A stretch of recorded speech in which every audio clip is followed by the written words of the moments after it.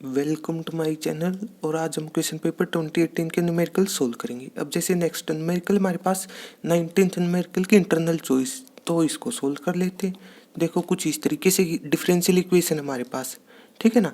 तो लिख लो आप, तो गिवन डिफरेंशियल इक्वेशन इज, जो भी न्यूमेरिकल की स्टेटमेंट है तो इस तरीके से जैसे dy/dx प्लस, ठीक है ना, और हमारे पास है 2 इंटू, एक बार एज इट इज रख लो तो इस तरीके से, ठीक है ना। अब वही है, हमने पर्टिकुलर सॉल्यूशन निकालना है। तो मतलब डिफरेंशियल इक्वेशन के दो सॉल्यूशन, एक जनरल और दूसरा पर्टिकुलर।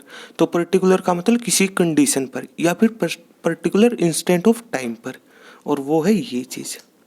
इसी की रिप्रेजेंटेशन कई बार ये भी हो सकती है कि y ऑफ 0 इक्वल्स टू, यहाँ पर जैसे x π/3 है तो कुछ इस तरीके से, ठीक है ना। तो मतलब y का रिजल्ट, तो मतलब जो भी यहाँ पर वर्ड यूज होगा उसका रिजल्ट राइट हैंड साइड, और जो ब्रैकेट में रिजल्ट होता है वो दूसरे का हो जाएगा। मतलब दूसरा वेरिएबल है यहाँ पर x, तो इस तरीके से, ठीक है ना। तो बस हाँ, इसी की कई बार हो सकता है इस टाइप से हो कि x of 0 equals to π/3, same मतलब है। फिर भी बुक्स में केवल इतना होता है, +2 क्लास की बुक्स में, ठीक है ना। तो इस तरीके से अब जैसे डिफरेंशियल इक्वेशन है तो वही है, 3 स्टेप सोचने डिफरेंशियल इक्वेशन का कंसेप्ट आते ही। या तो वेरिएबल सेपरेबल, मतलब x और y अलग हो जाए, ठीक है ना। +2 में x और y की बात होती है तो डायरेक्ट आप ये चीज़ याद रख लो कि x वाले एक तरफ y वाले एक तरफ, मल्टीप्लाई नहीं होनी चाहिए थी, सही है। इसकी वजह से ये टाइप हट जाएगी। इसके बाद ओमो का, ठीक है ना। तो ओमो का मतलब बताया था सेम, ओमो वर्ड का मतलब होता है सेम। तो सेम क्या, पावर, लेकिन एक्स और वाई एंगल में है तो मतलब रेडिकल फॉर्म में, मतलब पावर डिफाइंड हो नहीं सकती। तो ये चीज़ तो बचा कौन सा, लीनियर का कंसेप्ट। बात खत्म, इस तरीके से सोच लिया करो, ये है आसान तरीका, सही है। तो अब जैसे जो डिफरेंशियल इक्वेशन है लीनियर टाइप की, उसकी दो फॉर्म होती हैं। तो जैसे आपको डायरेक्ट ही दिख रहा है, इसको आप कुछ इस तरीके से लिख सकते हो कि dy/dx plus 2 into tangent x, और इस इंटू में y बाद में लिख लो, तो इस तरीके से, सही है। हाँ, इसको अगर कोई इस तरीके से लिखना चाहे कि इट इज ऑफ फॉर्म, ठीक है ना, इस तरीके से जैसे कि dy/dx plus p into Y equals to Q. तो इस तरीके से बस आपको p और q की डेफिनेशन पता होनी चाहिए, ठीक है ना। क्या उसमें y नज़र ना जाए, p और q में y नज़र ना जाए। तो इस बात का मतलब क्या बचे, p और q में क्या बचेगा, या तो कांस्टेंट या फिर केवल x की टर्म। इस तरीके से याद रख सकते हो आप ये चीज़, सही है। तो इस तरीके से, और वही है लीनियर डिफरेंशियल इक्वेशन की एक ये टाइप भी होती है dx/dy प्लस, ठीक है ना, p इंटू, जैसे जिसके रिस्पेक्ट में डिफरेंस, जिसके रिस्पेक्ट में, ठीक है ना, या फिर जिसको डिफरेंशिएट करना हमने x, तो वही चीज़ p के इंटू में आ जाती है, याद रखने का तरीका। और राइट हैंड साइड में q, सही है। तो सिंपल सी बात है, देखो ये जो टाइप है ना dx/dy वाली, ये स्पेशल न्यूमेरिकलों के लिए यूज होती है +2 क्लास में, याद रखने का तरीका, ठीक है। यहाँ पर कह दो ना आप, x अलग हो नहीं सकता, क्योंकि ये बात है, लो यहाँ से x अलग नहीं हो सकता, एंगल में लिखा हुआ है इस वजह से।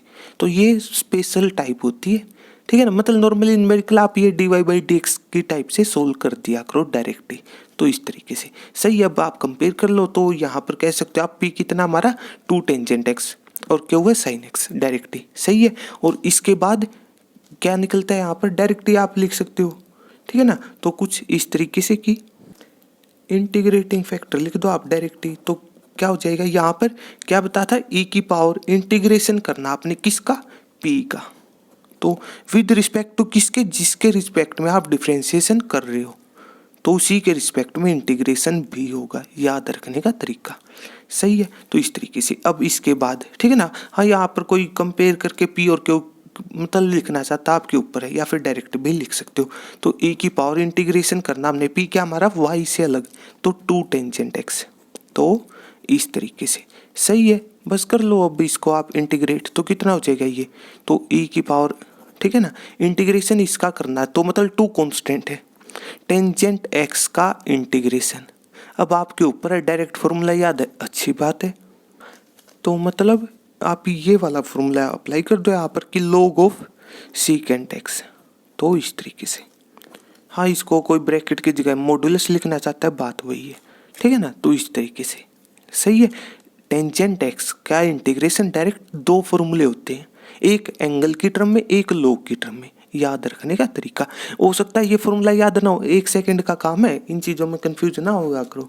जैसे tangent X sine by cos, ठीक है ना। तो इस तरीके से नीचे वाले को पुट कर दो, मैक्सिमम केसों में नीचे वाले को पुट किया जाता है। इसको पुट करेंगे तो ऊपर, जैसे यहाँ पर आप कोस एक्स को पुट करोगे, जैसे टी पुट कर दिया, अगला काम differentiation with respect to X, cos X का माइनस साइन एक्स, ठीक है ना, टी का डी टी और डिवाइड वाला डी एक्स यहाँ पर। तो इस तरीके से इंटीग्रेशन किसका करना हमने, sine x into D x minus D T के बराबर है। तो इस तरीके, और नीचे वाले को टी पुट किया और डिवाइड में लिनियर लॉग ऑफ टी, तो लॉग ऑफ टी मतलब कोस एक्स। तो इस तरीके से, और माइनस का साइन, इसी को इसमें कन्वर्ट कर सकते हो कैसे, लॉग की वो वाली प्रॉपर्टी यूज कर दो, कौन सी, ठीक है ना, कुछ इस तरीके वाली, जैसे यहाँ पर, ठीक है ना, ये वाली की पावर आगे आ जाती है तो ऊपर भी जा सकती है। यहाँ पर -1 लिखा हुआ है, सही है, तो ऊपर जाने का मतलब यहाँ पर है।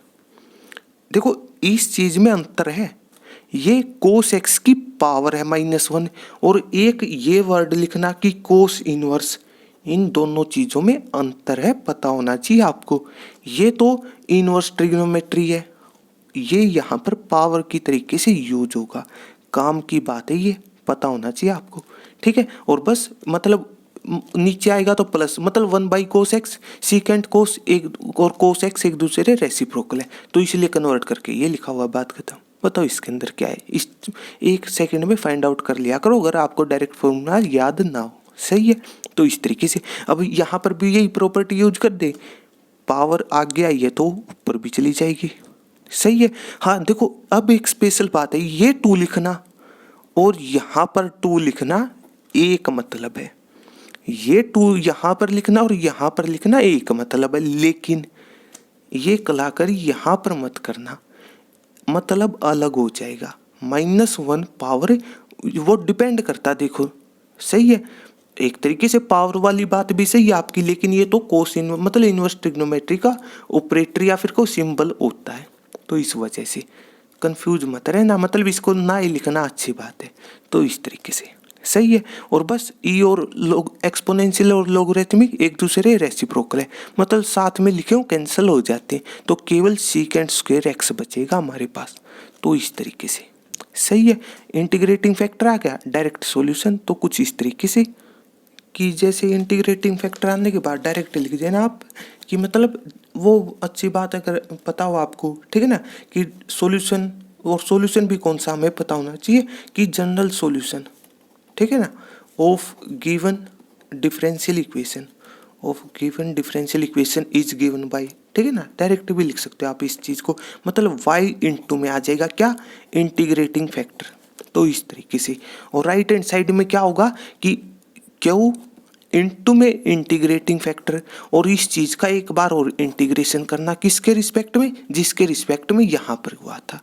तो इस तरीके से याद रखने का तरीका, और यहाँ पर प्लस का सी आता है कांस्टेंट टर्मों के लिए, बात आपकी सही है, यहाँ पर क्यों नहीं आया, इंटीग्रेशन तो इस केस में भी हुआ ना, यहाँ पर वो कांस्टेंट क्यों नहीं आया, क्योंकि वहाँ यहाँ पर एक तरीके से ये प्रॉपर्टी यूज होती है, और अगर प्लस सी ऐड कर दिया फिर वो प्रॉपर्टी यूज नहीं होगी, इस वजह से थोड़ी सी कैलकुलेशन की वजह से पता होना चाहिए आपको कि यहाँ पर प्लस का सी क्यों नहीं लिखते, सही है। तो इस तरीके से बस डायरेक्ट रिजल्ट निकाल दो आप, तो जो भी वैल्यू है ये y इंटू इंटीग्रेटिंग फैक्टर, ठीक है ना, तो जैसे यहाँ पर ये दोनों कैंसिल हो चुके तो सीकेंट स्क्वायर एक्स हमारे पास रिजल्ट है। तो इस तरीके से सही है, इंटीग्रेशन क्यू, तो क्यू क्या थी, राइट हैंड साइड इस तरीके से, और राइट हैंड साइड हमारे पास जैसे साइन एक्स था, तो इस तरीके से, और इनटू में integrating factor secant square x है, मतलब केवल कैलकुलेशन, अब डायरेक्ट लिखना चाहो तो अब भी अच्छी बात है, केवल कैलकुलेशन करनी है आपने, ठीक है ना। तो कुछ इस तरीके से left hand side as it is है, उसके बाद इस चीज़ का इंटीग्रेशन, ठीक है ना, सीकेंट स्क्वायर वही कोस एक्स, और ये दोनों एक दूसरे रेसिप्रोकल, तो हम क्या लिख सकते हैं, एक पावर चेंज कर लो, तो एक पावर मतलब देखो ये वाला फॉर्मूला कि सीकेंट एक्स है और कोस एक्स एक दूसरे के रेसिप्रोकल, ये वाली चीज़ मतलब ऊपर पावर 2 थी, मतलब अलग अलग कर ली इनटू में सीकेंट एक्स, और सीकेंट एक्स को 1 बाई कोस एक्स, एक सीकेंट एक्स को 1 बाई कोस एक्स पुट कर लिया। कहने का ये मतलब है। और साइन बाई कोस केवल समझना अपने, टेंजेंट एक्स नाम होता उस चीज का, साइन बाई कोस से, ठीक है ना। तो इस तरीके से अब इसके बाद left hand side as it is हमारी, और इसके बाद ये फॉर्मूला था। अब पता होना चाहिए आपको किस चीज का, सीकेंट एक्स का होता है मतलब, ठीक है ना। सीकेंट एक्स का डिफरेंशिएशन ये होता है, तो इस चीज का इंटीग्रेशन तो एंटी डेरिवेटिव है, डिफरेंशिएशन का अपोजिट है। तो इस तरीके से याद रख लिया करो आप, सही है। तो सीकेंट एक्स, ठीक है ना, डायरेक्ट इंटीग्रेशन हो चुका है प्लस का सी, तो इस तरीके से, ठीक है ना। अब इसके बाद आपके ऊपर यहाँ पर सिंपली सी ही रख लो, ठीक है ना, या फिर ये नेचर के हिसाब से यूज भी होता है। नॉर्मली वो लोग वाली प्रॉपर्टी में ही ये बात अप्लाई होती है, कोई अगर यहाँ पर अप्लाई करना चाहे फिर भी कोई फायदा है नहीं, सिंपली ये रख लो आप, ठीक है ना। तो इस तरीके से अब गिव, देखो ये है जनरल सॉल्यूशन। अब पर्टिकुलर निकालना था तो कुछ कंडीशन गिवन थी, तो अब वो लिख लो आप, जो जो रिजल्ट था कि एक्स का पाई बाई, मतलब जो भी वैल्यू थी, इस गिवन कंडीशन का केवल एक मतलब है, ये कांस्टेंट टर्म की वैल्यू फाइंड आउट करना, सही है। तो बस, और कैसे फाइंड आउट करोगे, ये वैल्यू पुट कर दो एक्स और वाई की यहाँ पर, ठीक है ना। तो मतलब देखो यहाँ पर y को 0 पुट करें, 0 इंटू समथिंग 0 हो जाएगा, केवल कैलकुलेशन, ठीक है ना।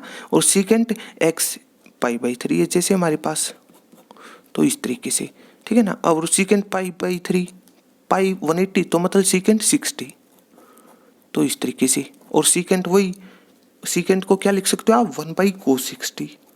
कोस 60 कितना होता है, देखो ये केवल टेबल वैल्यू, ठीक है ना। तो जैसे मतलब 1/2 हो जाएगा, तो 1 तो ये कोस 60 की वैल्यू होती है 1/2, और ये सबसे ऊपर चला जाएगा केवल कैलकुलेशन, तो 1/कोस 60 या फिर कोस सीकेंट 60 वैल्यू 2 हो जाएगी, केवल कैलकुलेशन, ठीक है ना। तो इस तरीके से, तो 0 इक्वल्स टू मतलब हमारे पास ये रिजल्ट आ जाएगा, लेफ्ट हैंड साइड 0 है, सीकेंट 62 है प्लस का सी, तो यहाँ से सी की वैल्यू मिल जाएगी हमें, कितनी है, -2।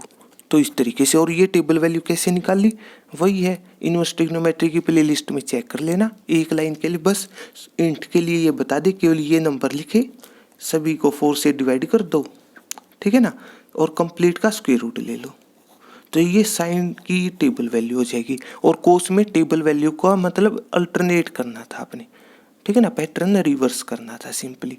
तो इस तरीके से मतलब ये होता है साइन 30 की वैल्यू, सही है, मतलब 1/2, तो इस तरीके से सही है। और यहाँ पर साइन 60 और कोस 60 में ये यहाँ पर आ जाएगा कोस के केस में, यही नंबर उठ के, तो इस तरीके से याद रखने का तरीका, सही है। तो सी की वैल्यू आ गई, यहीं पर रख देना वापस, तो रिजल्ट आ जाएगा, ठीक है। तो इस तरीके से मतलब लास्ट में आप ये लिख देना कि, ठीक है ना, कि मतलब y इंटू में सीकेंट स्क्वायर एक्स, इस तरीके से लिख सकते हो कि फ्रॉम 1, ये सी की वैल्यू पुट कर रहे हैं और कुछ भी नहीं, तो सीकेंट एक्स और सी की वैल्यू -2 है, तो ये हो जाएगा पर्टिकुलर सॉल्यूशन इस कंडीशन पर, सही है। हाँ, इसी को कोई मतलब नॉर्मली हम y के हिसाब से रिजल्ट पढ़ते हैं, क्योंकि y को आंसर मानते इस वजह से। यहाँ पर हो सकता है सीकेंट स्क्वायर एक्स को डिवाइड करना चाहो आप दोनों साइड, तब भी कैलकुलेट कर सकते हो, ठीक है ना। मतलब लेफ्ट हैंड साइड में y बच जाएगा, यहाँ पर सीकेंट स्क्वायर एक्स से एक पावर कैंसिल होगी, तो मतलब डिवाइड में 1/सीकेंट, उसको आप कोस एक्स लिख सकते हो, माइनस का साइन 2, और कोस मतलब सीकेंट स्क्वायर एक्स से डिवाइड, तो ये वाली चीज़ है सीकेंट और कोस रेसिप्रोकल, तो उससे कोस स्क्वायर एक्स आ जाएगा। अगर इस तरीके से लिखना चाहो आपके ऊपर है, यहाँ से कोस एक्स कॉमन लेना चाहो आपके ऊपर है, या फिर यहीं पर भी लिख देना लास्ट में कि ये पर्टिकुलर सॉल्यूशन है ऑफ गिवन डिफरेंशियल इक्वेशन। तो इस तरीके मतलब केवल कैलकुलेशन थी, तो इस तरीके से सही मेन था वो कि डिफरेंशियल इक्वेशन में केवल 3 बातें आपने सोचनी है कि कौन सा केस अप्लाई होगा, और आगे कैलकुलेशन, तो इस तरीके से सही है। तो अगर आपको मेरी वीडियो अच्छी लगी तो इसको लाइक कीजिए, अपने दोस्तों के साथ शेयर कीजिए, और मेरे चैनल को सब्सक्राइब कीजिए। तब तक के लिए थैंक यू।